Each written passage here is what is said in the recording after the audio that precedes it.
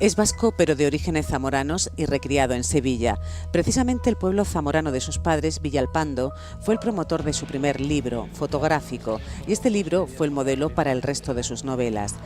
Félix González Modroño es un escritor que se ha forjado a sí mismo, novela a novela, hasta ir construyendo un universo en el que sobresale un personaje que ha protagonizado 3 de sus historias: Fernando de Zúñiga, un doctor con dotes de detective, nacido en el siglo XVI, que se traslada a la Venecia de 1684 para participar en una importante misión diplomática contra el turco. A la vez, se ve envuelto en la desaparición de valiosas reliquias, entre ellas el Santo Grial de Valencia. Esos son los ingredientes de Sombras de Agua, la tercera entrega de su saga. Zúñiga se ha convertido en su personaje favorito, al que cada vez se parece más. El autor despliega de nuevo esa narración basada en ambientes, gestos, vocabulario y sensaciones que también reflejan sus novelas independientes. Dice el autor que es una persona en permanente ebullición y que para escribir hay que vivir. Por ello empezó a crear historias en la infancia y la adolescencia transcurridas en Portugalete. Eso fue mucho antes de transmitir en sus novelas sus emociones. Emociones que no oculta. Confiesa que cuando ganó el premio Ateneo 2014 lloró como un niño, lágrimas de felicidad, pero también de reconocimiento a sí mismo. Y hoy está con nosotros, llegado directamente de Zamora, Félix Modroño. Buenas tardes. Hola, ¿qué hay? Buenas tardes. Bienvenido, de director de banco a escritor, primero alternando la actividad propia de dirigir una sucursal bancaria y la escritura, pero tengo entendido que ya me cansé. Te cansaste. Sí. O sea, has dejado los balances, has dejado la corbata. Totalmente. No sé ni dónde las tengo ya. Y eso que tenía una colección bastante grande.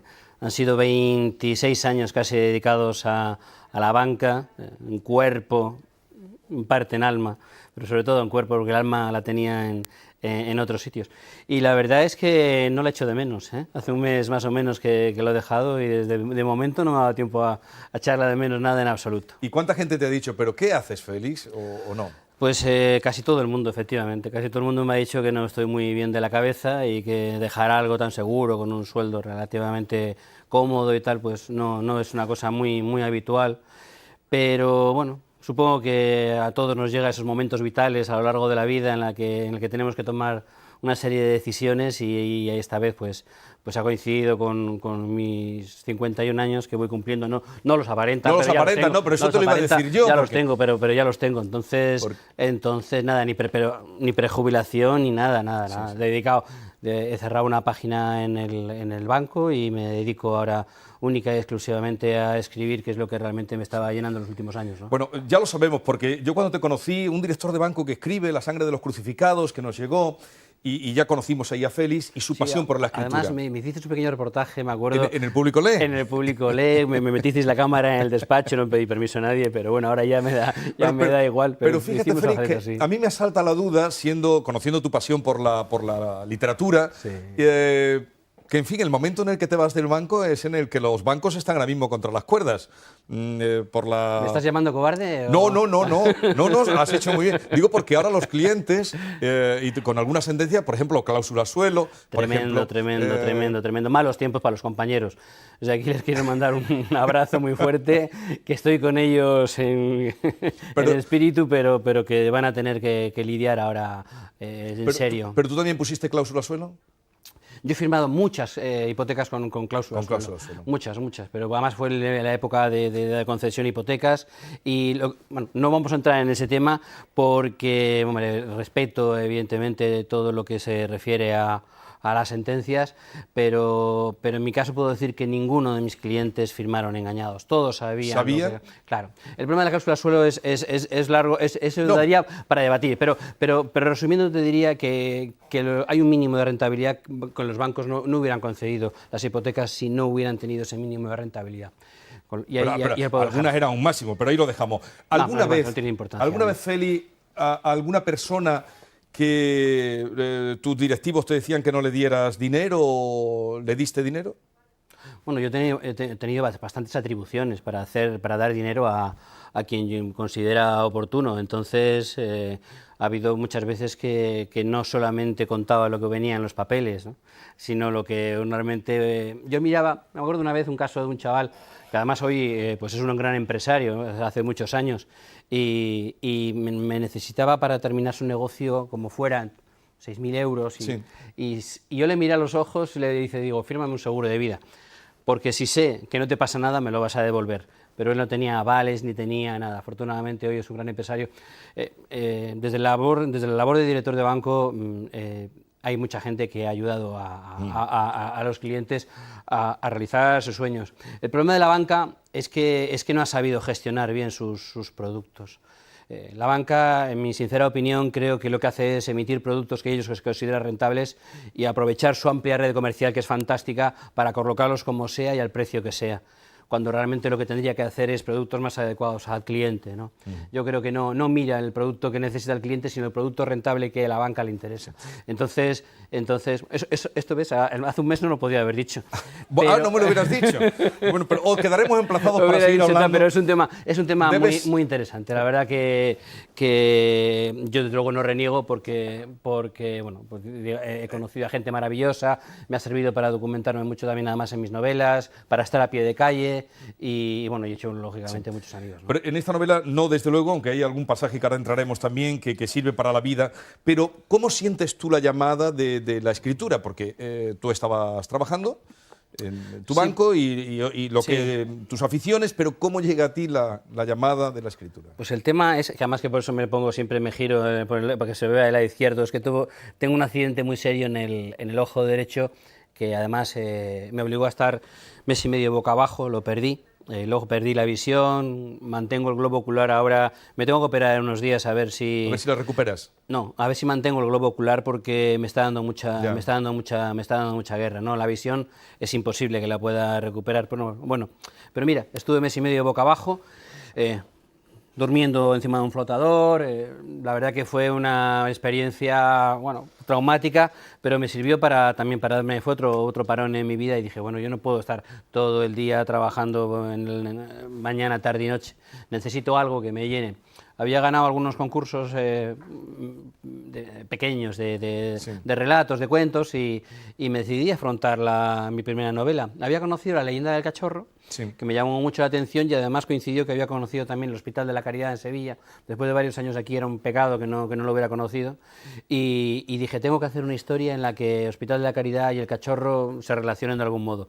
Y así pues nació La sangre de los crucificados, ¿no? Y ahí aparece ya el personaje que es el protagonista, don Fernando Zúñiga Ayala. Eso es. Que es un doctor, un hombre... Un erudito, un doctor de medicina, adelantado a su tiempo, evidentemente, muy escéptico, porque es un antiguo inquisidor que reniega, evidentemente, de todo lo que acontece, de esa España que está dominada por la religión, por las supersticiones, por los tabúes, y él pues quiere ir un poco más allá. Además, la muerte prematura de su mujer pues le hunde en la más absoluta de las tristezas, y bueno, y se convierte en lo que es un errabundo, un hombre que medita, que sufre, y que se plantea en esa España tan analfabeta que había entonces, y que tampoco ha cambiado tanto, por lo que acabas de decir. Sí, por lo que acabas de decir, pero hasta fantástico. Pero él lo dice, ahora hablaremos también de eso, muchas gracias, Félix, pero él llega a decir, y ahora quiero que veas esa imagen, porque claro, hemos encontrado un Fernando de Zúñiga, un retrato de Velázquez, precisamente, y cuando apareció yo creí que era un personaje de ficción, pero digo, Tate, ahora nos dirás, pero él dice aquí que le apena cuando dice, soy un mero aprendiz de científico. Todavía tengo mucho que estudiar antes de acometer empresas mayores, pero no os niego que me apena el escaso interés de los reinos españoles por la ciencia. Ya él lamenta ese escaso interés por... La historia se repite una y otra vez, además, no en ese aspecto, sino en todos los aspectos, yo creo, en todos los órdenes. aparte del poco interés que hay porque el pueblo tenga más cultura, eso creo que ha sucedido siempre así en nuestro bendito país, pues en aquella época también pues existía el miedo al moro, la corrupción, los recortes, porque no pudimos mandar barcos a la Liga Santa. Entonces, escribir esa novela con la perspectiva de ahora, pues también te ayuda de cierto modo a recalcar aquello que nos interesa del pasado. Bueno, ¿no? el personaje ese que estaban viendo ustedes ahora, y a ver si lo podemos recuperar, ese retrato de Velázquez, ese Zúñiga que tiene que ver con el tuyo, ese se llama Fernando Zúñiga. Es una trampa mía, eso es una trampa mía. Apareció ese retrato, primero se discutió la autoría del retrato, pues hasta que parece ser que sí, que es de Velázquez, y lo que no se sabía era quién era ese señor, y se parecía tanto al Fernando de Zúñiga joven que yo tenía en mente, que he sido yo el que le he puesto el nombre de Fernando de Zúñiga, que bien podría, es una licencia literaria. Pero Fernando de Zúñiga realmente no existió. Para, ¿no? para quienes leen tu novela, esta o las anteriores, o las que estén por venir, ese se asemejaría al personaje... Físicamente las dos primeras novelas se asemejaría a ese personaje, y en Sombras de agua casi que si me miran a mí pues también podrían tener un reflejo físico de Fernando de Zúñiga. Yo lo veo un poco ¿no? mayor, porque claro, no le permites ninguna licencia, en fin, amorosa. Sí, está maldito. Sí, está se enamora, maldito, pero está no, maldito, está maldito. Pero aquí, en tu libro, donde se dice, por ejemplo, donde se dice que saciado, bueno, lo diré con tus palabras que están mejor dichas, mejor puestas, pero en un libro donde se dice Pelayo, que es su ayudante, dice que satisfecho el apetito sexual, el resto de hambres apenas rugen en el estómago de las emociones humanas, a este hombre no le ha saciado el apetito sexual. Pero no le queda más remedio. A Fernando de Zúñiga no vamos a decir lo que pasa en la novela, pero sí se enamora. Se enamora y es un romántico. Y es un romántico, sí, porque él siempre ha sido fiel a la memoria de su esposa. Quería que tuviera ese punto, digamos, de ese halo de fatalismo, ¿no? Que le rodea al personaje, incluso a la hora de hacer sus deducciones, sus estudios, pues tiene ese halo fatal. Sí. Y no quería que... De todas maneras, él se enamora de Elena Corner, lo puedo decir. Sí, eso podemos decir. Él se enamora de Elena Corner Episcopia, que ese sí que es un personaje real, que me sorprende muy gratamente su descubrimiento. Y no tan gratamente que no esté en los libros de historia. Otra cosa increíble pero Félix, una mujer no te extrañará tanto. Las mujeres han la primera mujer doctora.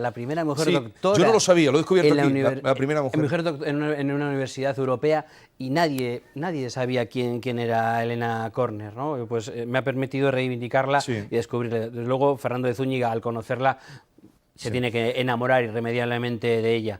Pero lo que ocurre con los escritores que tenemos cierta vocación de mantener la historia y de ser rigurosos con ella y de respetarla, pues he tenido que respetar la historia tal como ocurrió a Elena Corner, ¿no? Porque ya descubrirán en la novela cosas, pero ese encuentro de Fernando Zúñiga con Elena Corner, que lo acaba de decir Feli, ignorada en los libros de historia, la primera doctora en universidad o la primera doctora en universidad, se encuentran en Venecia. ¿Cómo no se van a enamorar en una ciudad como Venecia? A la que acude Fernando Zúñiga porque él es un poco pesquisidor, confidente, asesor de la madre de Carlos II. Sí, él tiene una relación muy estrecha con Mariana de Austria. Y lo mandan allí con una encomienda que es la de que convenza al Dogo y a la República de Venecia para que entren en la lucha contra los moros, en la cruzada. Eso es, y allí empiezan a pasar muchas cosas. Y este hombre, pues ahí se refleja como un pesquisidor.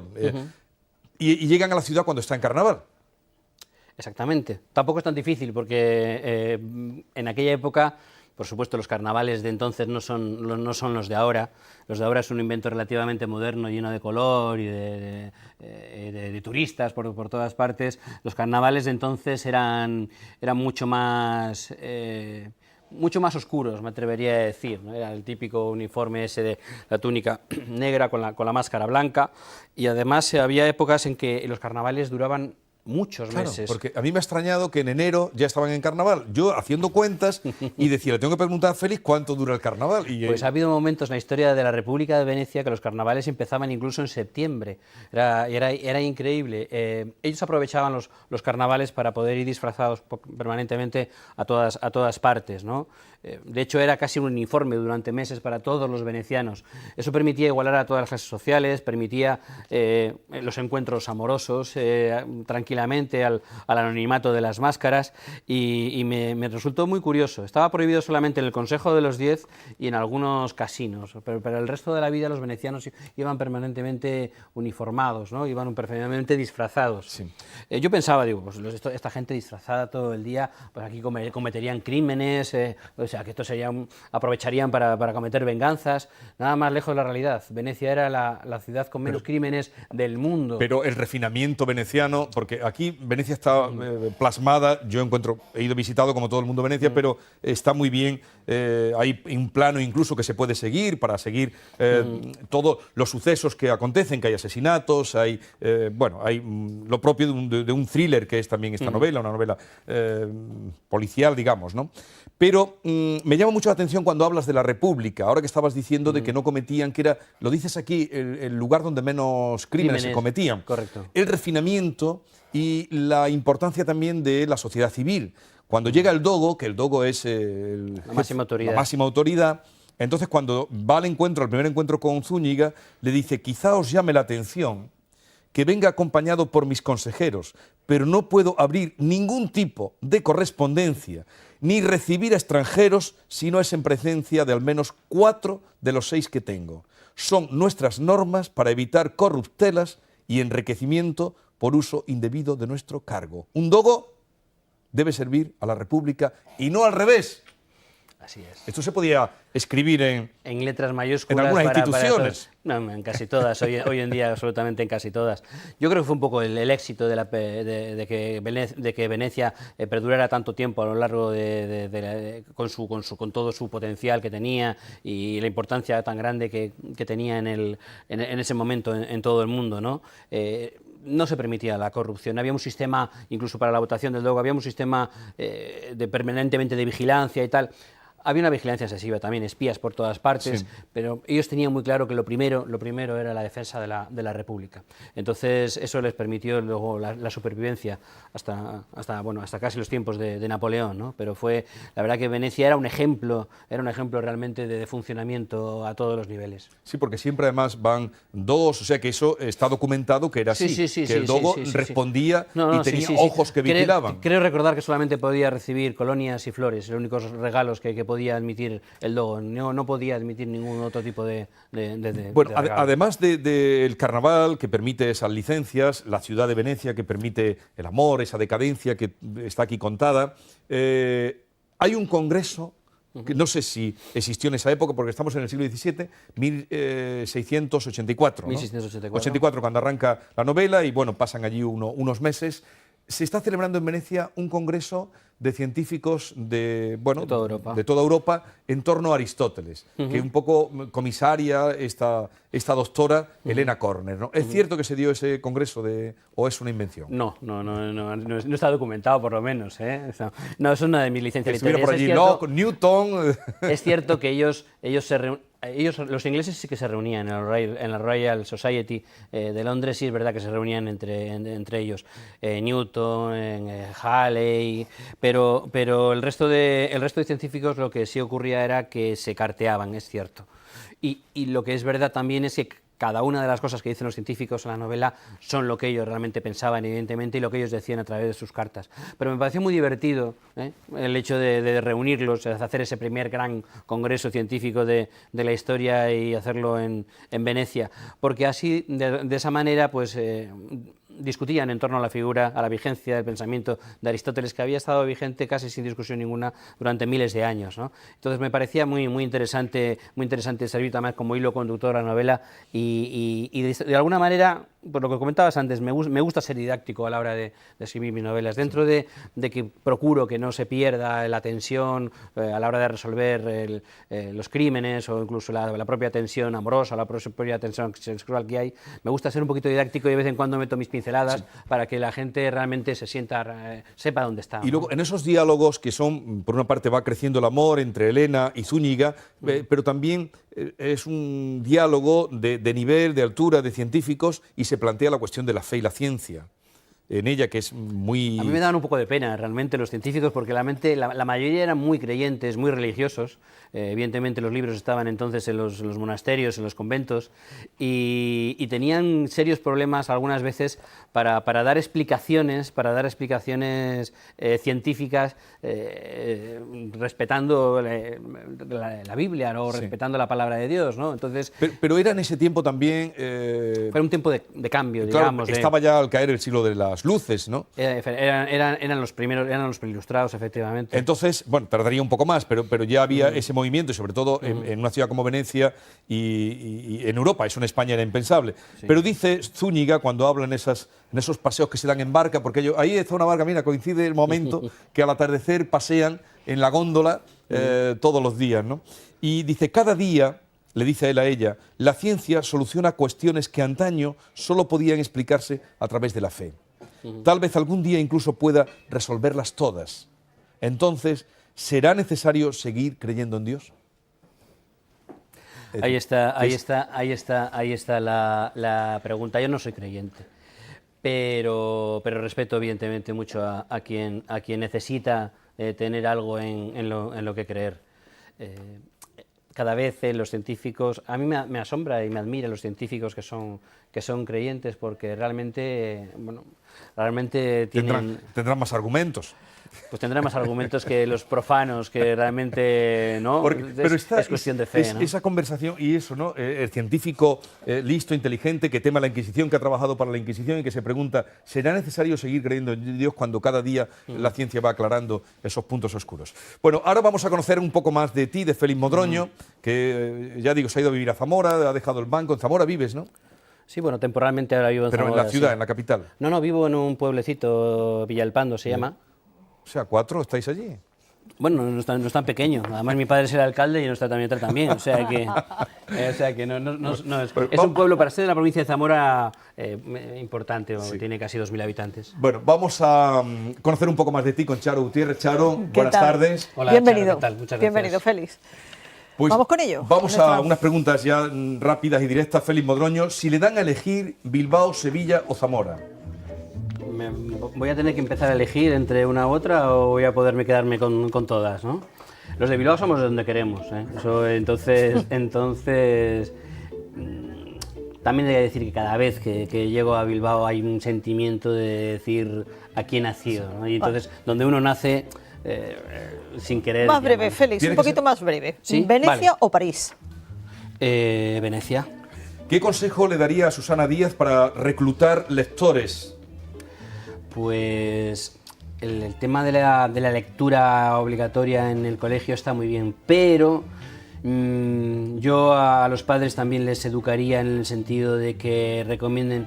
Hace poco he leído 50 cartas de Reyes Magos y no he visto ni un solo libro pedido, y se me ha caído el mundo a los pies. Si los libros fueran más baratos, ¿se leería más? No lo creo, porque hay todos los libros están en las bibliotecas y algunas veces yo las veo vacías. ¿El libro en papel para leer o en el libro electrónico? Nunca he leído en un lector electrónico, siempre en papel.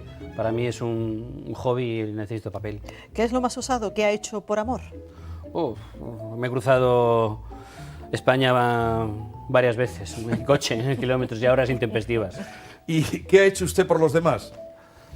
Bueno, yo procuro a través de mis libros, es una ilusión, ser un poquito didáctico, como comentaba antes.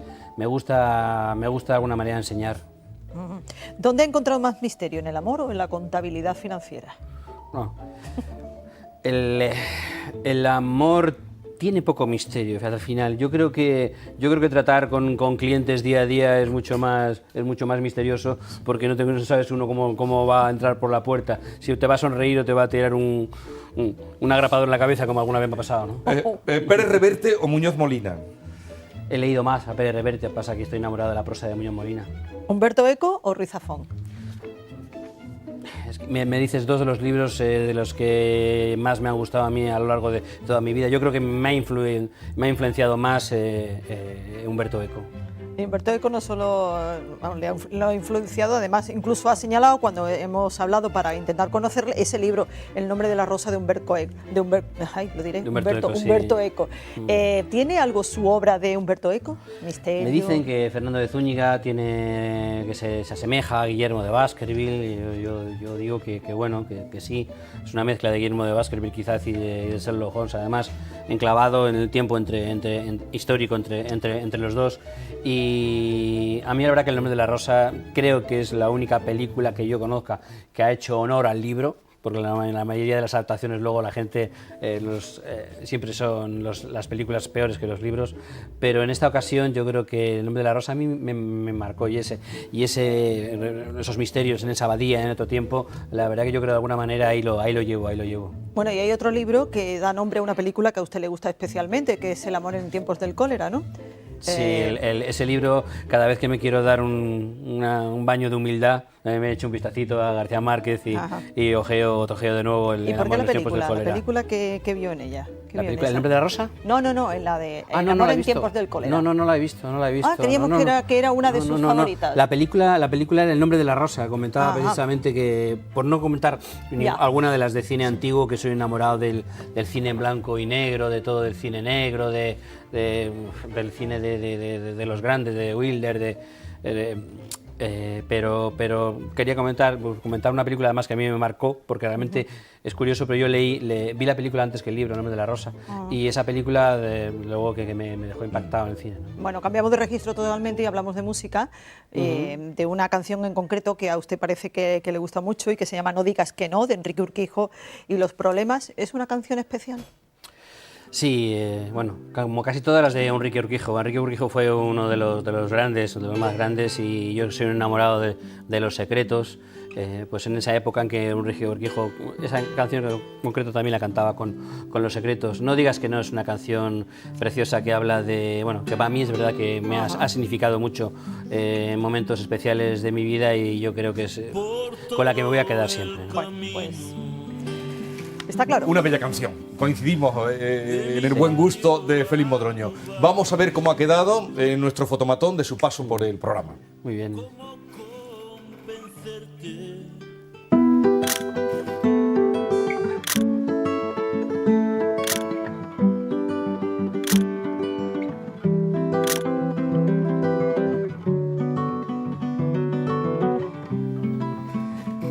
Bien.